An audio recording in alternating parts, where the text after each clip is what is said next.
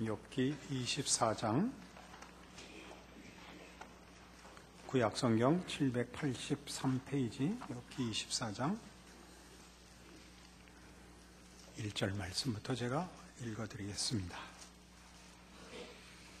어찌하여 전능자는 때를 정해놓지 아니하셨는고, 그를 아는 자들이 그의 날을 보지 못하는고.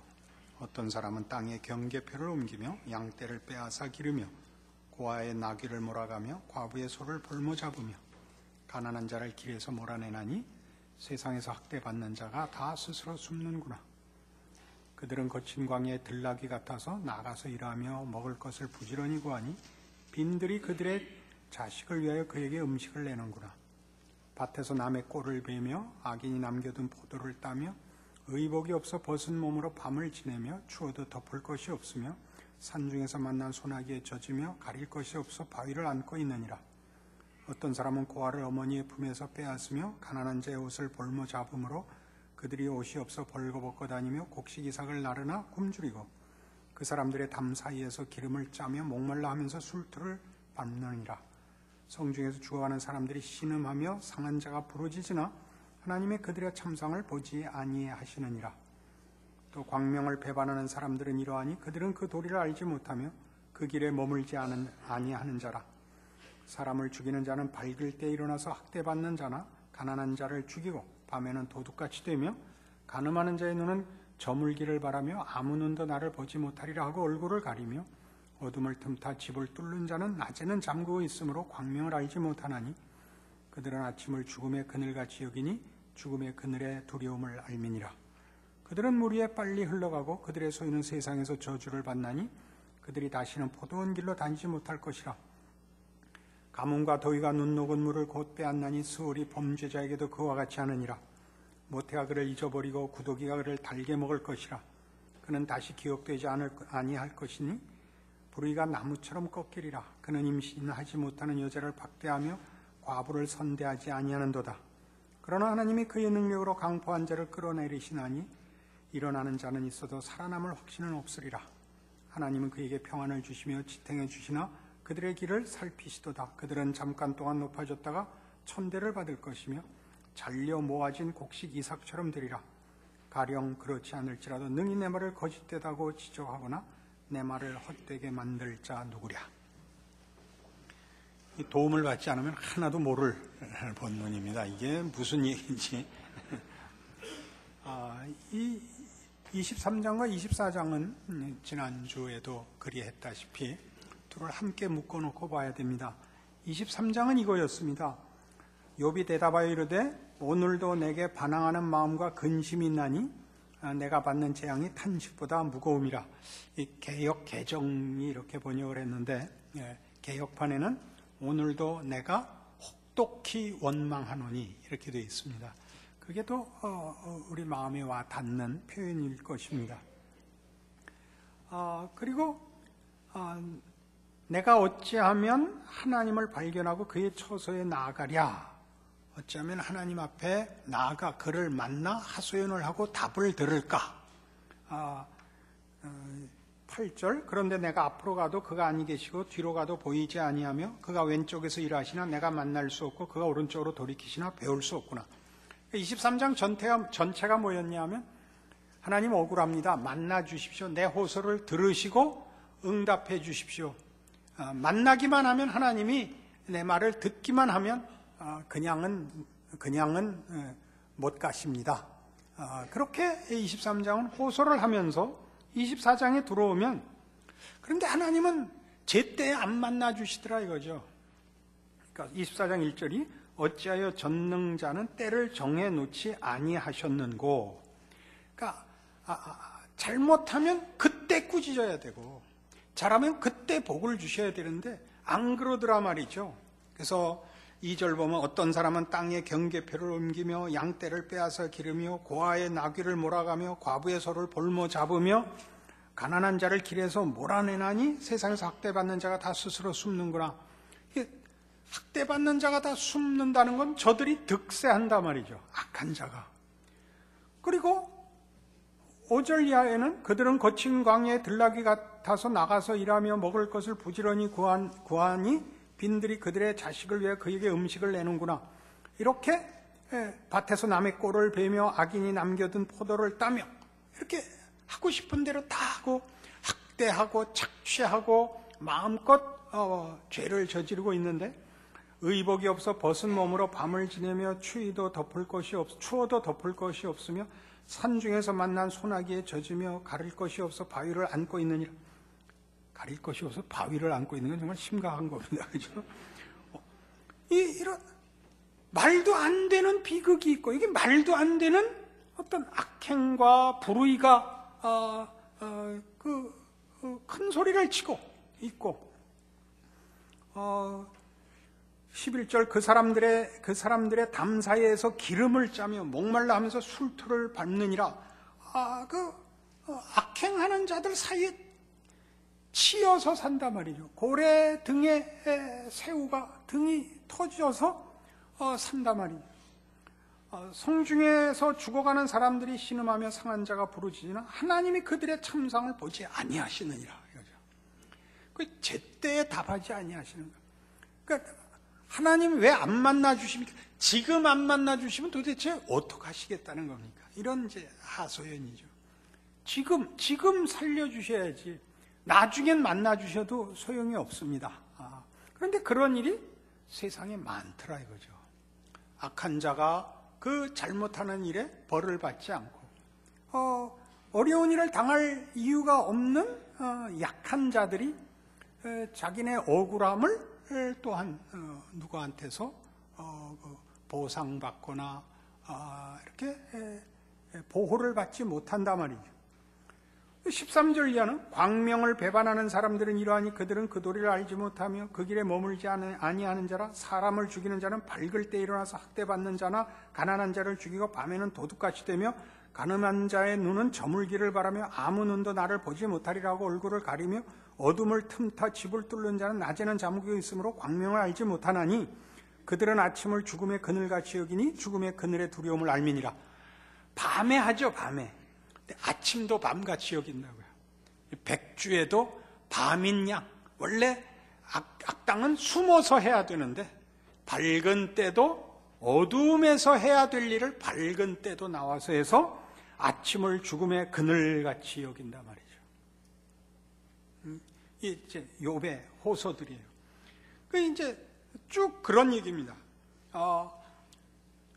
억울한 일이 한두 개가 아니고 말이 안 되는 일이 한두 가지가 아닌데 악한 일을 당하고 아무 벌을 받지 않는 자가 있고 고생하고 정직하게 살아서 또 오히려 학대를 받고 처참한 인생을 사는 자가 있는데 그 반대라고 해도 어느 것도 다 25절 가령 그렇지 않을지라도 능히 내 말을 거짓되다고 지적하거나 내 말을 헛되게 만들 자 누구랴.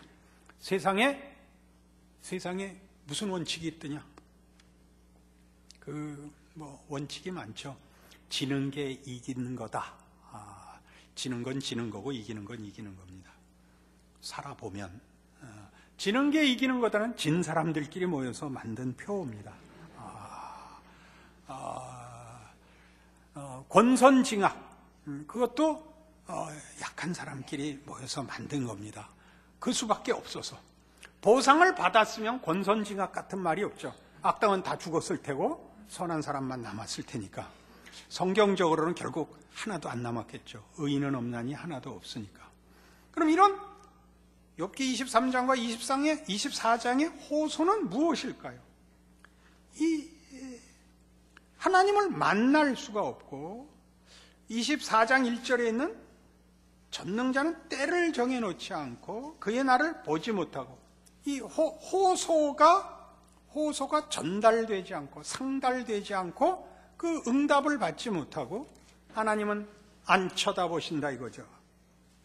출애굽기를 생각나게 하는 거예요. 출애굽기 3장 보시겠어요?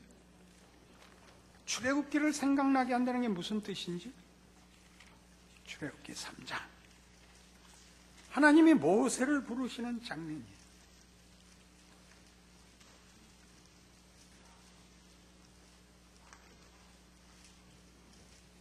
떨기나무에서 이제 하나님을 만납니다.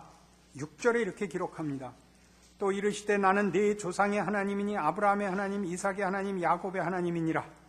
모세가 하나님 배웠기를 두려워하여 얼굴을 가리매 여호와께서 이르시되 내가 애굽에 있는 내 백성의 고통을 분명히 보고 그들이 그들의 감독자로 말미암아 부르짖음을 듣고 그 근심을 알고 내가 내려가서 그들을 애굽인의 손에서 건져내고 그들을 그 땅에서 인도하여 아름답고 광대한 땅, 젖과 꿀이 흐르는 땅, 곧 가나안 족속, 헷 족속, 아모리 족속, 브리스 족속, 히위 족속, 여부수 족속의 지방에 데려가려 하노라. 보고 듣고 알고 모세를 보내어 구출합니다.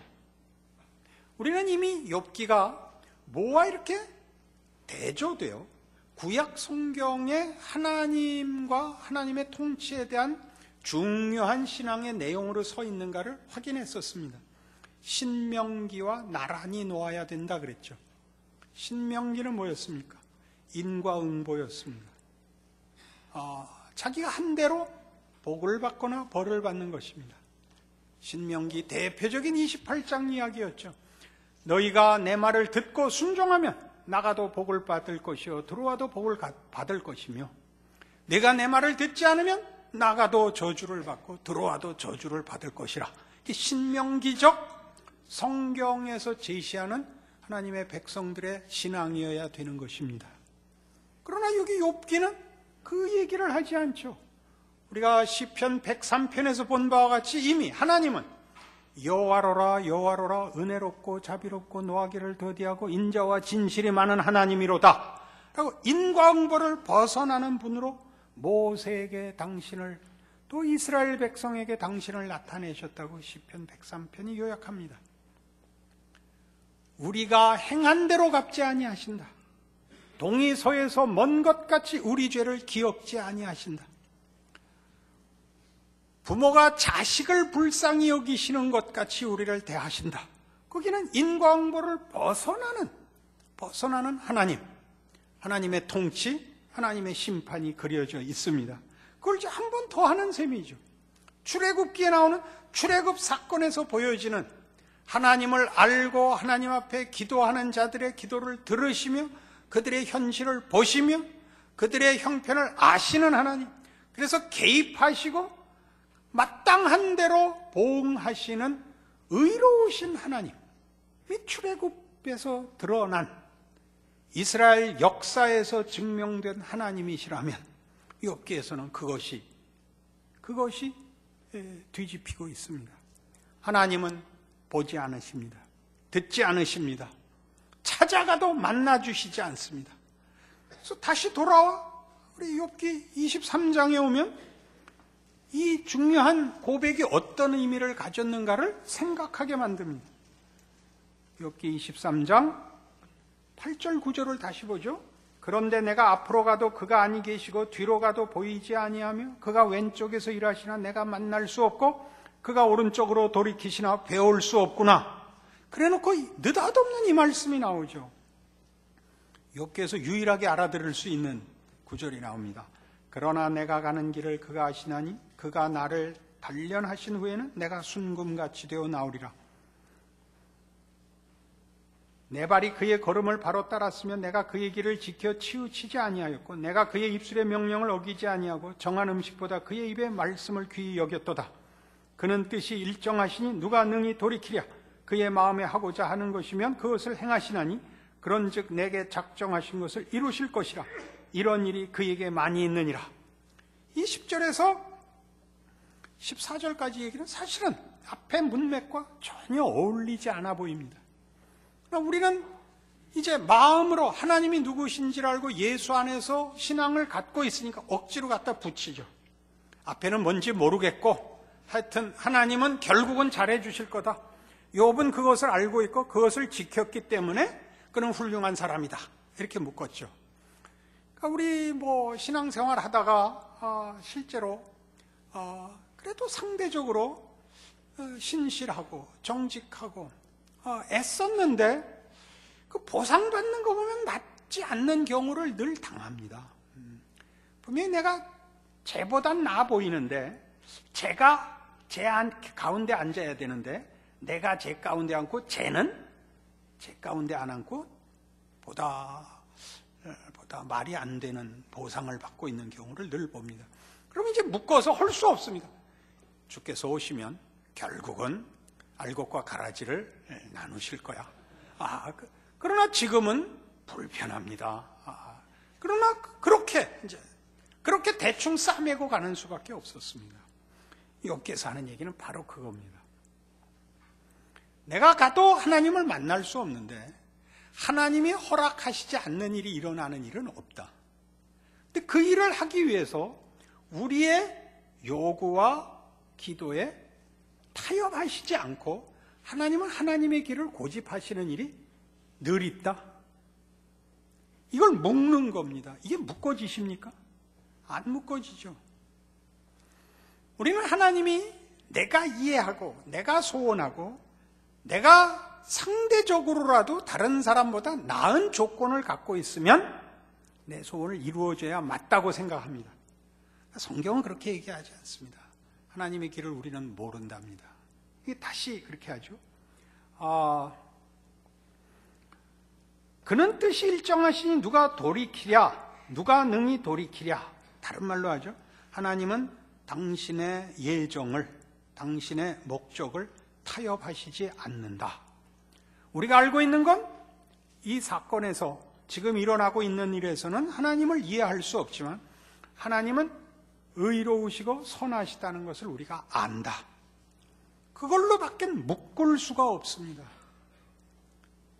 이사야 43장에 가면 이 중요한 표현, 이런 일이 그에게 많으니라, 이 중요한 표현을 이사야 43장에 가면 이런 식으로 해놓았습니다.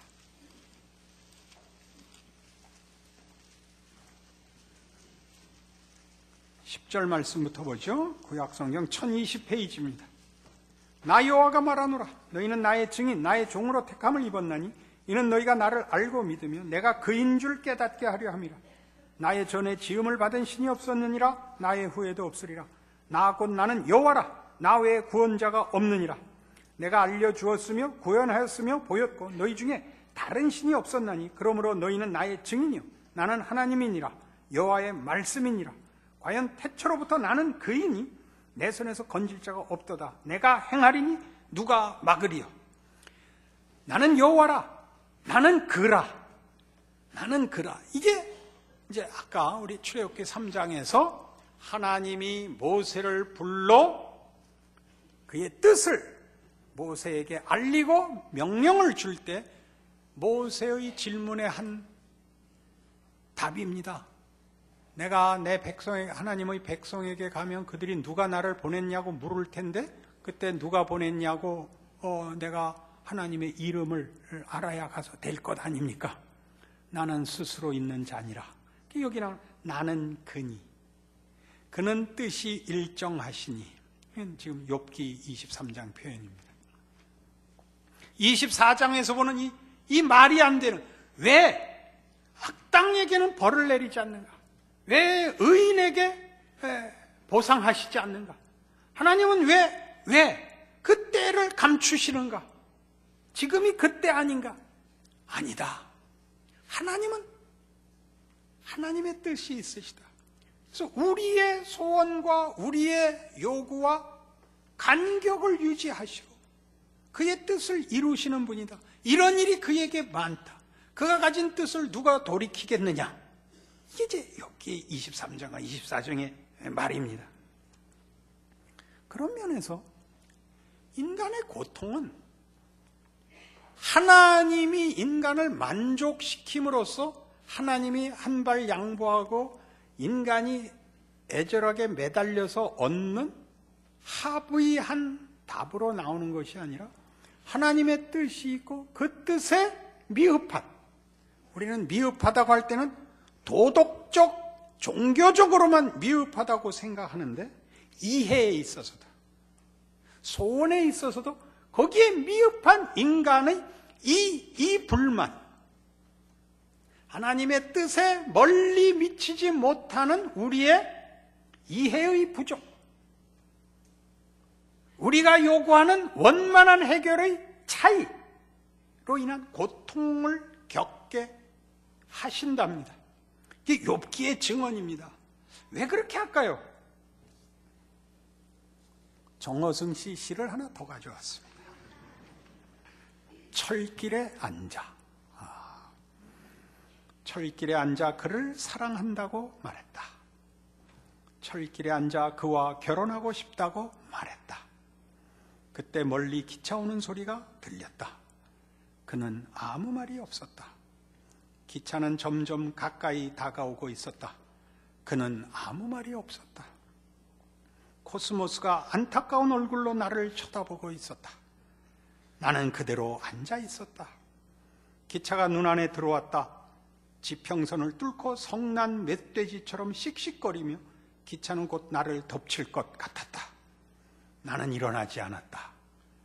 낯달이 놀란 얼굴을 하고 해바라기가 고개를 흔들며 빨리 일어나라고 소리치고 있었다. 나는 그대로 앉아 있었다. 이대로 죽어도 좋다 싶었다. 이게 욥기엔 왜 정어승 시인이 등장을 하나요? 철길이라는 것은 끝까지 만나지 않는 평행선입니다. 시를 읽으려면 이 정도의 실력은 있어야 돼요. 철길이 만나면 큰일 나는 겁니다. 철길은 절대 안 만나는 평행선입니다. 여기에 앉아, 철길에 앉아 두 레일에 다 걸터 앉을 수는 없습니다. 그죠? 한 군데밖에 못 앉습니다. 여기 앉아서 저쪽에 앉은 상대에게 결혼하자고 합니다. 그러니까 철길을 합치자 그럽니다. 상대방은 말이 없고 대답이 없습니다. 철길을 합치면 안 되니까요. 이쪽엔 욥이 앉아있고 저쪽엔 하나님이 앉아있는 셈입니다. 은유적으로. 답이 없는데 답이 없고 그냥 끝나는 것이 아니라 기차가 옵니다. 기차란 뭐죠? 시간이죠. 결정을. 이게 해결을 촉구하는 것입니다. 기차가 오고 있습니다. 자기는 비켜날 마음이 없습니다. 상대방은 건너오질 않습니다. 누가 뛰어들었다고요? 코스모스가 쳐다보고 낯달이 놀라고 해바라기가 고함을 칩니다. 기차를 타고 가시면 풍경이 그렇게 지나가죠. 이 레일이 평행선을 거야 기차가 비로소 지나가고 그래야 거기 뭘 담을 수 있는 겁니다. 실어 나를 수 있는 겁니다. 하나님과 우리 사이에 합의할 수 없는, 묶어버리면 안 되는 하나님의 높으심과 우리의 이해 못하는 연약하고 무지한 우리의 실존 사이를 기차가 가듯이, 그래서 뭘 담고 싣고 운반하듯이 하나님은 그 안에서 일하십니다. 하나님이 우리와 어떤 의미에서 같은 대등한 자리에 내려오사 그 간격을 유지함으로써 기차를 달리게 하십니다. 그게 고통이지요. 우리가 그토록 괴로워하고 하나님과 합의를 하여 최후의 순간에는 어떻게 더 이상 답을 주시지 않으면 저는 제 목숨을 끊겠습니다. 그래도 안 나타나시고 답을 안 하시죠. 모가지를 자르면 아침에 일어나니까 다시 붙어 있고, 이 간격을 유지하고 가신단 말이죠.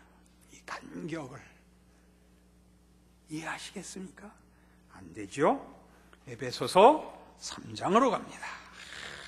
정신이 왔다 갔다 하는 성경 말씀 현실, 하나님이 무엇을 하시는가? 인생과 우리의 연약함은 무슨 하나님의 손 안에서 가치가 있을까? 모든 것을 완벽하고 답을 내야만 신자인가? 성경은 그렇게 되묻고 있습니다.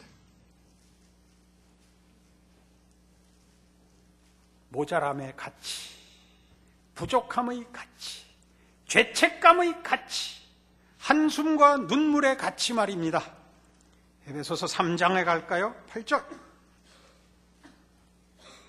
모든 성도 중에 지극히 작은 자보다 더 작은 나에게 이 은혜를 주신 것은 측량할 수 없는 그리스도의 풍성함을 이방인에게 전하게 하시고 영원부터 만물을 창조하신 하나님 속에 감추어졌던 비밀의 경륜이 어떠한 것을 드러내게 하려 하심이라.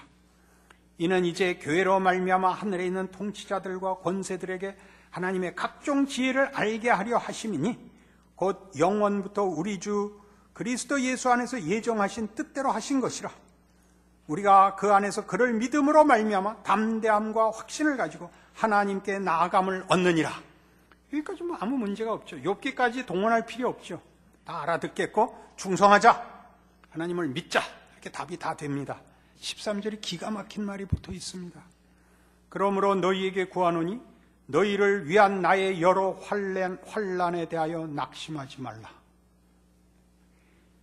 이 큰 믿음과 하나님의 일하심에 그 증명할 수 없는 지혜와 능력을 봤느냐?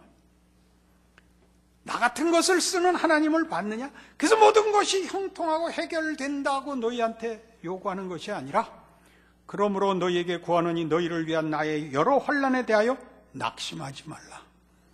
언제가 제가 이거 기도했죠? 저를 위해서 기도하지 말라고, 우리 목사님 건강하시라고 기도하지 말고 당신들이나 잘하세요. 자기 인생을 사세요. 고통을 감수하세요. 예수를 믿잖아요. 뭘 다 해결해 달라는 거예요. 도대체가 왜 철기를 묵재는 거예요? 다시는 떨어지지 않게 2번 꼬아서 묵재는 거 아니에요? 그럼 어떻게 되는 거예요? 기차가 꽈배기가 될걸요? 그죠? 하나님의 일하심의 신비 중에 신비가 뭐죠? 십자가입니다. 죄인과 뭐죠?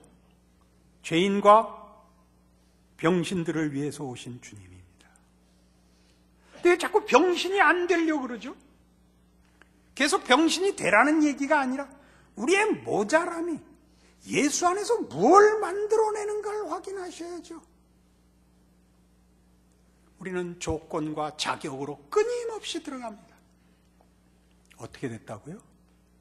철길에 앉아 그를 사랑한다고 말했다. 그러니 우리 붙어 앉자, 우리 묵자. 그래서 하나님의 일하심의 신비를 제대로 못 보는 신앙이 된다고요. 늘 해결,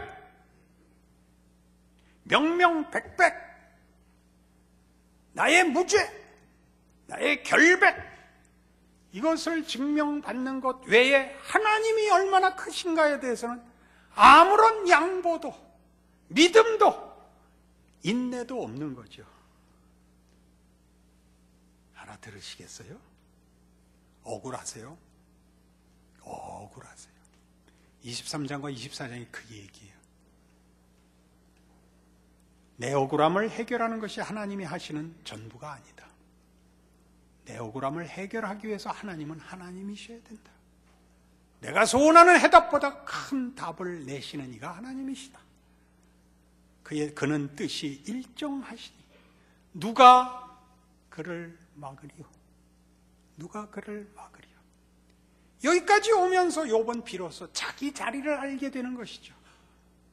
하나님을 믿으면, 하나님이 누군지를 알면 이 자리에까지 나와야 되는 것입니다. 그것이 창세기 34장에서는 야복 나루토의 씨름으로 나옵니다. 도대체 야곱은 무엇을 얻은 것일까요? 내 이름을 다시는 야곱이라고 부르지 말고 이스라엘이라고 하라. 그래서 이스라엘이라는 나라의 이름이 되게 하십니다. 그 이름의 뜻이 뭐죠? 하나님과 더불어 겨루어 이겼습니다. 뭘 이겼을까요? 무엇?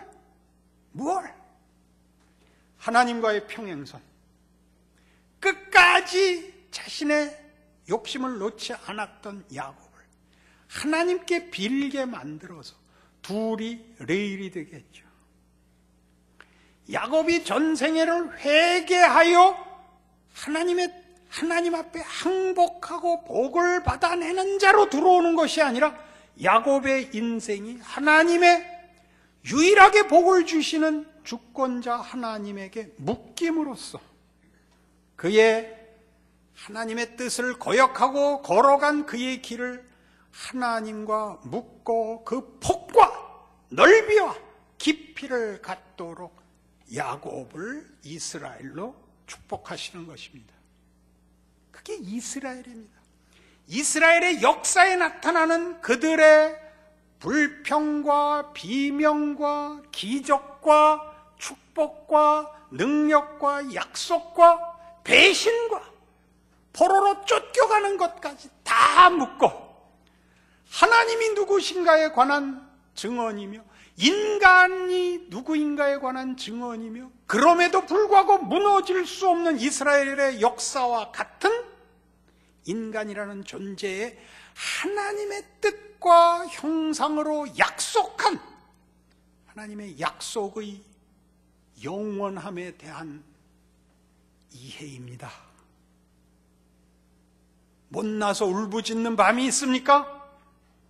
고치려고 하는 것보다 먼저 죄책감을 없애고 탓할 것이 없는 사람이 되는 것이 기독교 신앙의 최우선 과제가 아니라 하나님을 붙잡고 있는 한 쓸모있게 된다. 이 역전과 반전, 하나님을 사랑하는 자, 곧 그 뜻대로 부르심을 입은 자들에게는 모든 것이 합력하여 선을 이룬다가 무엇인가를 아는 자리에 나가시라고 욥기가 42장이나 있다 그랬습니다. 못 알아들으시는 건 좋은데 표정을 그렇게 하진 말라고. 그렇죠? 알아듣는 것 같이 더 생각해 보겠노라고. 성경 말씀. 그러니 기억하고 신자로 산다는 게 무엇인지 한 번 더 생각하십시오. 답이 없는 게 꼭 답이 없는 거냐? 해결이 안 되는 게 꼭 손해고 잘못이냐? 한 번 더 생각해 보십시오. 우리가 하나 어려움을 겪고 억울함을 당하고 하는 것 모두가 보편적 인생에 대한 어떤 증언이요? 어떤 위로요? 어떤 격려요? 어떤 경고요? 그렇지 않습니까? 잘못한 사람, 미련한 사람에 대하여 받는 우리의 어떤 유익, 어떤 순종과 지성과 헌신에 대해서 갖는 도전, 그런 유익, 그렇게 하나님은 우리가 알 수 있도록 하나님의 무한하심과 인간의 유한함 사이를 묶고 기차를 달리게 하십니다. 그게 인생이죠. 코스모스도 보시고 해바라기도 만나시고 낫달도 만나십시오. 하나님이 우리에게 누구신가를 기억하여 우리에게 일어난 모든 현실을 하나님을 알고 하나님의 일하심을 확인하고 하나님의 자녀라는 사실에 대하여 모든 것을 견딜 수 있는 신앙으로 묶으십시오. 그것이 욥기가 주는 교훈입니다. 기도하십시다. 하나님 아버지 은혜를 감사합니다. 우리 평생에 가지는 죄책감, 우리의 못난 것, 한심함, 어떻게 해볼 수 없는 죄성, 이것까지 다 묻고 하나님 일하신다는 사실에 놀랍니다. 하나님, 모든 성경에 기록된 하나님의 사람들이 확인하고 항복한 것은 저들의 위대함과 저들의 성과가 아니라 하나님에 대한 항복이었습니다. 주의 이름에 대하여 놀라고 주의 일하심에 놀랐습니다. 하박국이 그랬습니다. 하나님에 대하여 놀랍니다. 나라가 망해가는 자리에서도 하나님 한 분만을 인하여 내가 노래할 수 있다, 찬양할 수 있다, 소리 높여 기록했습니다. 그렇습니다. 그것은 우리 모두에게 허락된 하나님의 자녀가 가지는 그 커다란 특권입니다. 우리의 인생을 망칠 수 있는 것은 없습니다. 하나님의 자녀입니다. 우리의 못난 것도 하나님의 은혜와 기적과 자비와 능력 안에서 선을 이룰 것입니다. 그러므로 두렵고 떨림으로 현실을 살아야 합니다. 내 인생을 살아야 합니다. 다른 것으로 핑계대지 않아야 합니다. 한 번밖에 못 사는 인생입니다.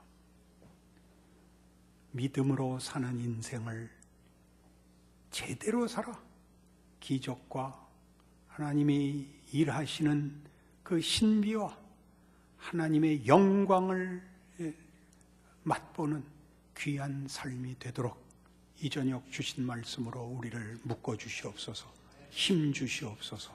예수님 이름으로 기도합니다. 아멘.